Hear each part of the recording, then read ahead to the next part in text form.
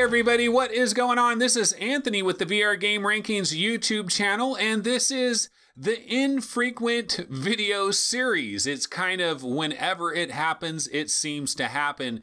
And today it's happening. It is Tuesday, it is May 8th, and I've got a handful of VR news stories that I wanted to get into today, so let's go ahead and get things started. All right, story number one is Samsung thinks that VR tech has failed to resonate with consumers. Oh my God, this is some shocking news. Basically, I guess it's time to give it up, folks. VR has not resonated with consumers, so why do I have this YouTube channel? Why are we bothering with this? I guess we might as well take our Oculus Rifts and our HTC Vives, and heck, even our Samsung Odysseys, right? We might as well take all of them and just throw them in the dumpster because VR is basically dead and buried. Why are we wasting our time? Okay, so really, what is going on here? So basically, this is a thread that I saw on the Vive subreddit, and I clicked on it, and it takes you to a website. The website is called The Korea Times, and basically there is a section on the website. It is the Biz and Tech section of the website, and there is an article there, and the title of the article is Samsung/MS boosting partnership for mixed reality. Well, you know, I don't know. This doesn't sound as terrible as the Reddit post thread title made it seem like. So maybe this isn't as bad as I originally thought. So, so checking out the article, reading the article, looking at it a little bit.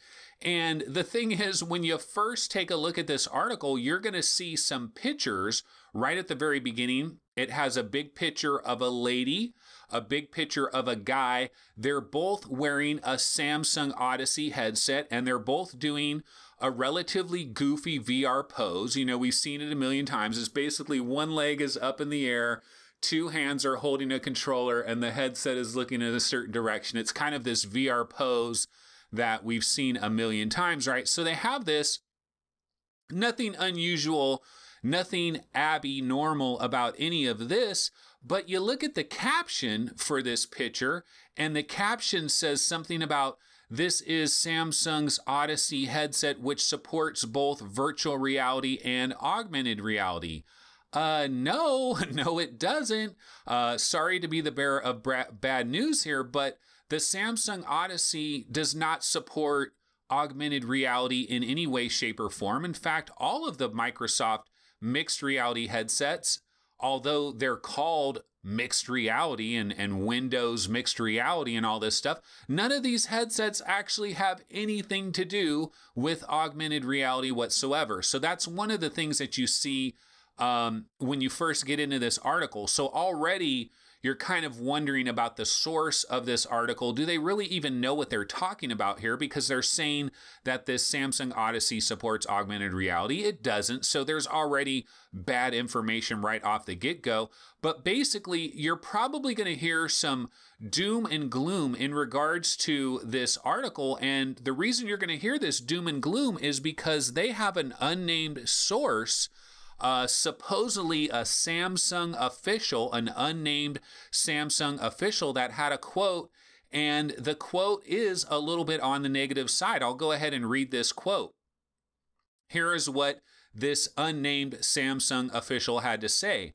VR was once tapped as the next hot technology. However, despite sizable investment in it, the technology failed to resonate with consumers. Now, Samsung thinks the mixed reality market is a bit more promising than VR or AR in wider usability and adaptability. As we achieved in the phablet market, Samsung has stronger intent in the consumer market with the firm's new devices supporting mixed reality technology. And so basically the key takeaway here is this one specific statement. However, despite sizable investment in it, the technology failed to resonate with consumers. So that's kind of the doom and gloom you're going to see. Samsung says VR has failed to resonate with consumers. Basically, VR is an utter and complete failure. Let's give up on it now. Why did we waste all of our time? Why did we waste all of our resources? Can somebody give 2 years of my life back? You know, being involved with VR and all of this, it's a complete and utter waste because it's failed to resonate with consumers. Well, the thing that I would say here is it's failed to resonate with consumers so far. So far. You forgot 2 words there, buddy. So far. So far, it's failed to resonate with consumers. And the other thing I'll say too is it's not like we have this perfect VR product where everything is perfect about it. And despite it being perfect and despite everything being absolutely the way we want it to be, it still has bombed with consumers. That's not the situation. We don't have a perfect VR product. So, you know, yeah, maybe what we have right now has failed to resonate with consumers, but does that mean we just give up on VR altogether? We just pack our bags and say, well, we tried, you know, we gave it the old college try. It's over with. Pack our bags, let's go. I think that's a bit ridiculous here. And I think if you go back in time and you look at all the different technologies that have come out over the years, I can remember back to DVDs. Do you guys remember DVDs? So back in 1997, I bought a DVD player. 1997. This was the very first year that DVD players were available. I was working at a consumer electronics store very similar to Best Buy, not Best Buy, but something similar to that. And as an employee at this consumer electronics store way back in 1997, I did have an employee discount and I was able to buy an RCA DVD player. It cost $500. That was the price back then. I got it at an employee discount. I got it for like $350. Okay. And I was the first person in my entire neighborhood with a DVD player. In fact, in Sacramento, California at that time, there was one location in the entire city that rented DVD movies. And I had to drive like 30 minutes away from my house to this place. I would rent like 3 or 4 DVD movies for the weekend, watch them, and then drive back and return them all, you know, a couple days later. There was one place in all of town. Everybody I knew, all of my family members, everybody that knew me, nobody knew anything about DVD. They had no idea what the hell DVD was. Remember, this is 1997, right? Well, time has gone on. And DVD was incredibly successful. But if we gave up on it after 2 or 3 years, yeah, we would say DVD is a failure. It's failing to resonate with consumers. Consumers obviously don't give a damn about DVD. They're perfectly happy with VHS tapes.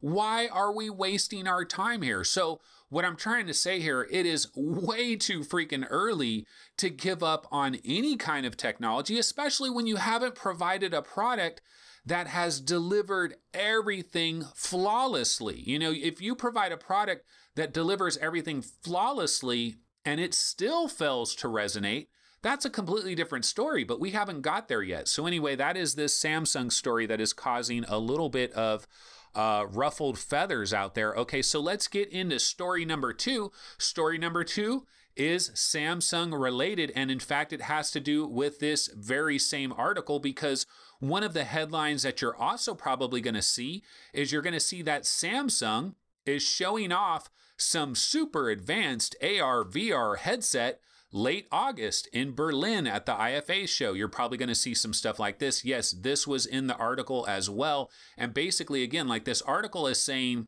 what this article is trying to say, if we really believe it, is it's trying to say that Samsung doesn't really believe that like dedicated VR headsets are the way to go, or even dedicated AR headsets, that this mixture, this hybrid is the way to go, and that they're gonna be showing off some new hybrid like devices in Berlin in very late August and very early September at the IFA trade show. And so that we have to look forward to this. So this is something that you're hearing about as well. And also the article mentioned throughout the article, again, it's mostly about Samsung and Microsoft's partnership, how their partnership is a little tenuous, but they're kind of working together on this Windows MR stuff. And one of the things I think about this is because they're saying that Samsung and Microsoft, they're continuing to work together here. And so if Samsung is going to be showing off these hybrid AR VR headset hybrids in late August, very early September at the IFA in Berlin, I think it's very possible this could be version 2 of Windows mixed reality. And it might not just be Samsung. We could be looking at Dell and Lenovo and Acer and all these different companies that have been part of the Windows mixed reality headset. We can basically be looking at phase 2 of Windows mixed reality. Remember, we just got these headsets last October. They've only been around for a year, not even a year really. And so this is, we're talking late August, early September. It'd be a little bit closer to a year. But maybe we're going to see version number 2. And maybe version number 2 is actually going to feature augmented reality, even though these things have been called Windows MR since the very beginning, although they have no MR capabilities whatsoever. Maybe generation 2 is actually going to have legitimate AR support. So we will look forward to that. That is coming up in late August and early September. Okay, so let's get to story number 3. Story number 3, this was announced on Monday that Oculus Research has been renamed Facebook Reality Labs. And so basically, this was announced, like I said, on Monday. You had Oculus chief scientist Michael Abrash talking about how they used to have Oculus Research, but now they're renaming it. It's Facebook Reality Labs. And the idea here is that they're going to tie everything that they were doing in the Oculus Research Labs with other internal skunk works type projects that are going on in Facebook itself. And so the idea here is, why have these things under a separate umbrella? Let's put all of these people together, because all of these people are basically working on future technologies that are going to benefit Facebook in general. They're also going to specifically benefit Oculus as well. But let's kind of put this all under one umbrella, have all these highly intelligent, motivated people with a very clear focus and mission, have all of them kind of working under the same roof. And then hopefully that will inspire some more collaboration between all these separate departments. And that basically what it will create is further and faster development. That's something Michael Abrash talked about. And I do actually have a quote from Chief Scientist Michael Abrash. Here's his quote. "We're just a year and a half along now after Connect 3. He's talking about these predictions, actually, that he made at Connect 3. And I would say those predictions are holding up well, Abrash says. In fact, the truth is that I probably undershot, thanks to Facebook's growing investment in FRL, which allows us to push the boundaries of what it takes to build great experiences further and faster. We're helping Oculus and all of Facebook create trailblazing AR and VR experiences from what's most affordable to leading edge." And so he's kind of talking about Facebook Reality Labs and kind of the ideas here. And he continues with another quote, again talking about Facebook Reality Labs. "It brings together a world-class research and development team of researchers, developers, and engineers with the shared goal of developing AR and VR across the spectrum." And he also mentioned in talking about current problems with AR and VR, they're all solvable. And they are going to get solved. And they're all solvable, and they're all going to get solved, is basically what he says with this final quote here. So that is Facebook Reality Labs. Again, there's not a lot of real information here. I mean, some people can kind of just say, well, this is basically just a name change. They're kind of moving things around, and, they're kind of putting everybody in the same facility. But again, I do believe there is some kind of collaboration that can happen here. And you have a lot of highly intelligent, motivated people that have very specific ideas on how they're going to create this future and where they're going to go with this future. And it probably is a good idea to have all these people collaborate, have them bumping into each other, sharing their ideas, sharing their visions, and seeing what everybody else is working on and kind of collaborating on that, rather than having this Oculus research kind of being this isolated silo that is doing everything off on their own. So that is probably a good idea. I don't see any problems with that whatsoever. That is good news, no question about it.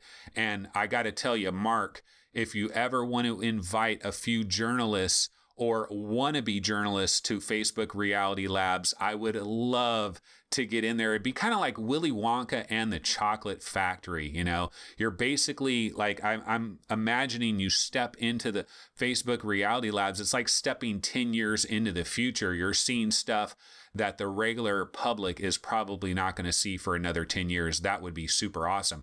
Okay, so my final story of the day, this is not going to be a long drawn out show, obviously.